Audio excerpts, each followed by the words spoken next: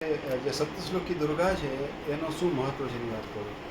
મારા એક મિત્ર પોલીસમાં હતા અને એક વખત હું નીચે ચા પીવા માટે આવ્યો હતો ઇન્કમટેક્સ ઓફિસમાં નીચે.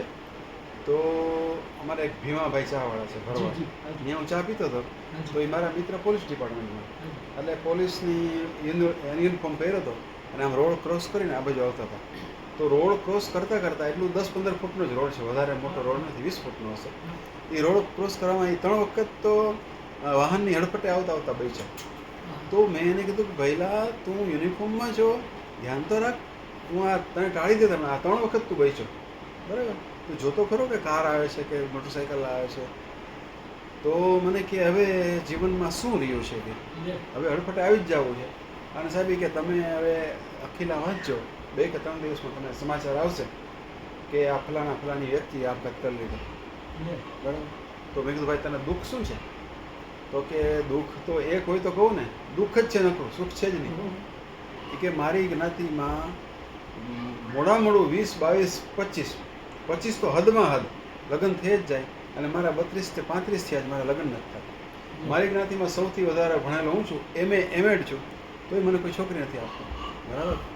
અને હવે હું નિરાશ થઈ ગયો છું, મારે હવે જીવવું નથી. તો મેં કીધું ભાઈ આવી એક નાની વાતમાં આટલું બધું નિરાશ થઈ જાય ભાઈ? તો મેં કીધું તને એક કામ કર, તારે આપઘાત જ કરવો છે ને તો તું મને 3 મહિનાનો ટાઈમ આપ, 3 મહિના પછી તું આપઘાત કરજે, બરાબર?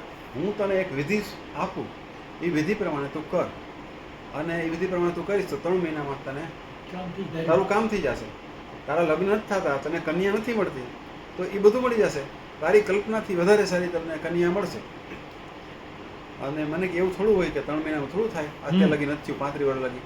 તો મેં કીધું એક કામ કરજે, 3 મહિનામાં ન થાય ને તો હું તારી સામે જ ઊભો છું.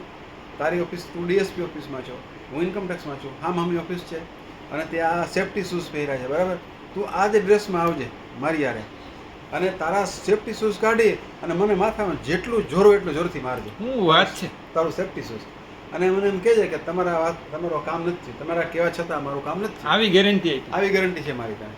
તું આ સેફ્ટી શૂઝ મારજે, પછી તારે તો આપઘાત જ કરવો છે. તો હું તને, આપણે 2 જણા જાશું આજી ડેમના પાણી પર તું ઊભો રહેજે, અને હું તને ધક્કો મારી દઈશ. આ મારું જેન્ટલમેન પ્રોમિસ છે. હું તને ધક્કો મારીશ એટલે તે આપઘાત કર્યો નહીં ગણાય, બરાબર? આપઘાત કર્યો નહીં ગણાય, તારી દુર્ગતિ નહીં થાય, અને તું બ્રાહ્મણ ના હાથે મર્યો એટલે તારી સદગતિ જ થશે. આ મારું જેન્ટલમેન પ્રોમિસ છે. તને ધક્કો મારીશ ને મારીશ. 3 મહિના પછી તું આપઘાત કરજે, બરાબર? તું આ કર. અને સાહેબ મેં સપ્તશ્લોકી દુર્ગા આપ્યા. સપ્તશ્લોકી દુર્ગાના મેં કીધું 7 પાઠ કર. આજે તમે બોલ્યા ને પર ડે 7 પાઠ કરવાના, બરાબર? 7 પાઠ કર એટલે તારું કામ થઈ જશે, બરાબર? એ લગભગ 1.25 મહિને મારી પાસે પાછો આવ્યો. મને કે મારું કામ થઈ ગયું. મારી કલ્પના કરતાં પણ મોટું કામ થયું. અને એમ જે કુટુંબની દીકરી મળે એવું મેં સપનામાં ન વિચાર્યું હોય, સપનામાં ઈચ્છું ન હોય, મારી કલ્પના, એની હેસિયત જ ન હોય કલ્પના કરવાની, એવું પાત્ર મને મળ્યું. પછી 1.5 મહિને પાછો આવ્યો. મને કે મારી બરાબર ફ્રેમમાં મારું મોઢું દેખાય છે. 1.5 મહિને પાછો આવ્યો, અને પાછો આવી મને કે તમે આ મને આપ્યું એના કરતાં ન આપ્યું હોત તો.